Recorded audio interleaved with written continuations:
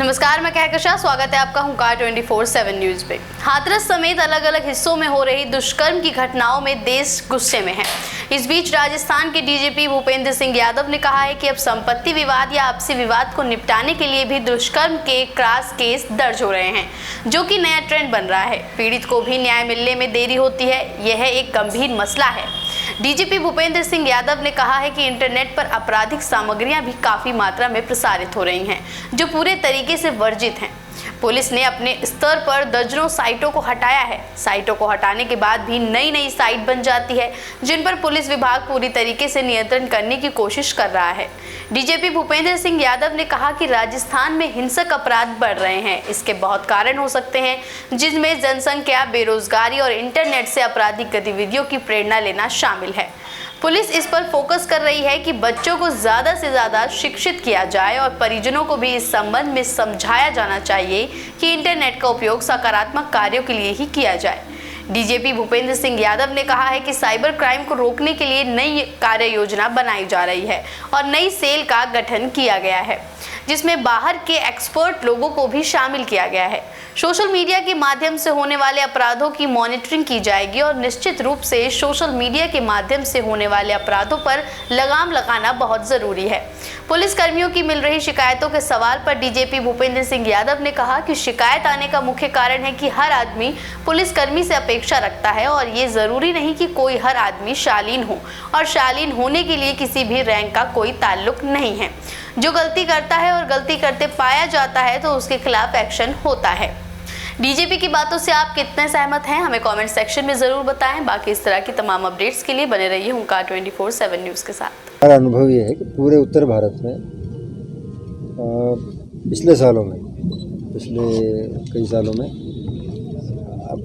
जो हिंसक अपराध हैं वो बढ़े हैं। कारण बहुत सारे हैं। यंग लोगों की बढ़ती संख्या भी है, बेरोजगारी भी हो सकती है।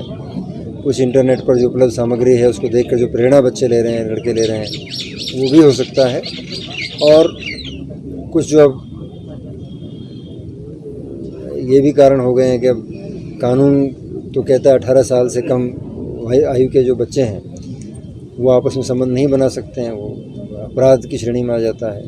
लेकिन बच्चे हैं, एक क्यूरियोसिटी है, देखकर उनको मित्रता भी करते हैं, साथ निकल भी जाते हैं कई बार। तो वो केसेस भी काफ़ी हो गए हैं आजकल। तो कुल मिलाकर जो स्थितियां बनी हैं उनमें ये आवश्यक है कि फोकस इस एरिया पे किया जाए, इस पर ध्यान दिया जाए कि किस प्रकार से बच्चों को शिक्षित किया जाए, लड़कियों को अपने कॉन्फिडेंस बिल्डिंग की जाए, उनको समझाया जाए कि किस तरह उन्हें अवॉइड करना है अपने साथ होने वाली दुर्घटनाओं को, और जहाँ मदद की उनको आवश्यकता है किसको अप्रोच करना है, कैसे अप्रोच करना है। और लड़कों को और उनके परिवारों को समझाया जाए, शिक्षा दी जाए कि बच्चों के आचरण को शुरू से नियंत्रण में करें, उन्हें अच्छे प्रेरणा स्रोत बने, गलत चीज़ों की तरफ वो ना बहकें। इसके लिए एक कार्य योजना है, वो बनाए हैं।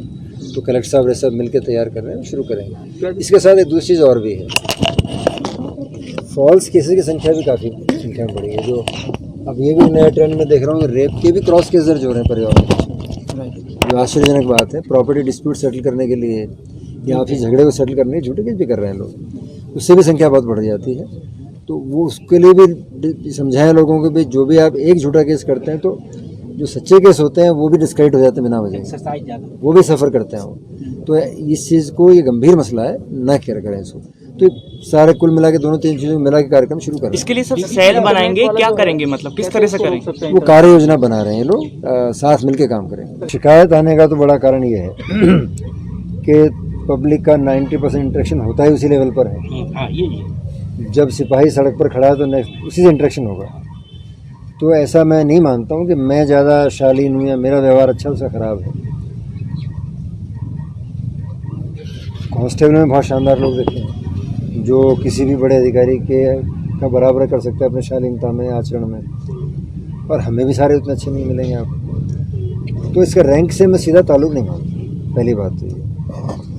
दूसरा, जहाँ तक एक्शन का प्रश्न है, ये बात सही है आपकी। कुछ हमारे साथियों को हमने गलती करते पाया, और जिनको गलती करते पाया उनको एग्जाम्पलरी पनिशमेंट भी दिया, और वो उसी भाव से जैसे पिता अपने बच्चे को देता है।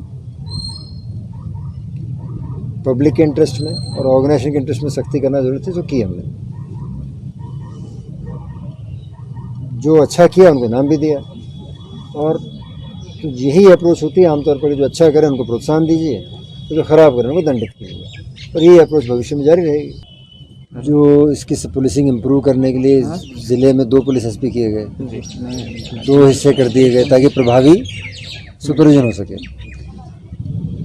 जब ये 2 हिस्से किए गए तब भी नया पुलिस बल से साथ थोड़ा बहुत पुलिस बल सेंक्शन हुआ ही है, रिसोर्सेज भी बढ़े हैं।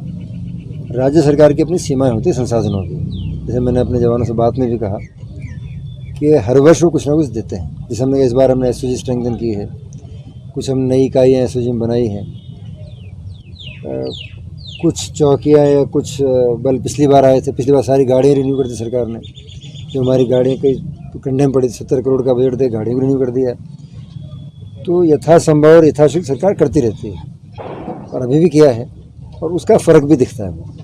अपराध की जो संख्या है या नंबर है वो कहीं भी कम नहीं हुआ पूरे भारत में, चाहे वो दिल्ली हो, आप दिल्ली एनसीआर दिल्ली का हो, गुड़गांव को। आबादी बढ़ रही है, मोबिलिटी बढ़ रही है, आर्थिक और सामाजिक तनाव बढ़ रहे हैं, तो निश्चित उसके हिसाब से अपराध भी बढ़ेंगे, बढ़ रहे हैं। लेकिन आपने कहा कोई सिस्टम, कोई व्यक्ति, कोई सब परफेक्ट कभी होता नहीं है। इंसान है और इंसानों के बने हुए संगठन हैं, उनमें कमियां तो रहेंगी। जो हम कर सकते हैं वो ये कर सकते हैं कि जितना दूर कर सकते हैं, जितना इम्प्रूव कर सकते हैं कोई भी व्यक्ति अपने कार्यकाल में।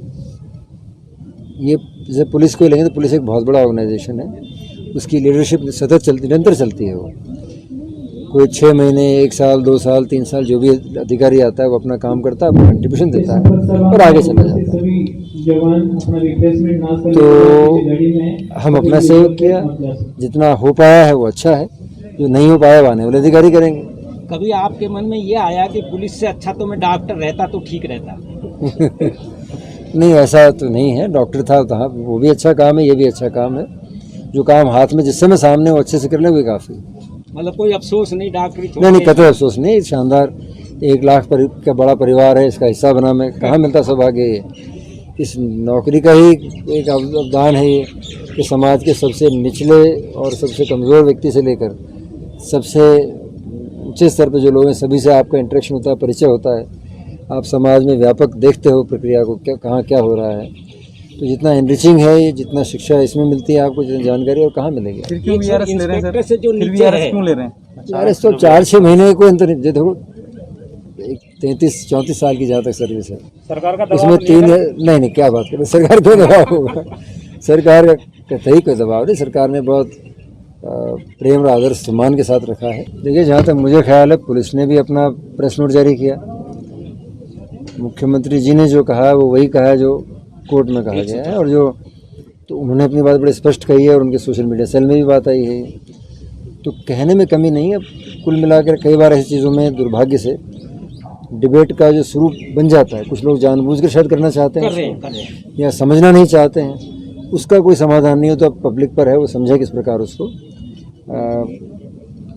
पुलिस का काम अपने काम को सलीके से करना है और उसको ट्रांसपेरेंटली बाहर पहुंचा देना है।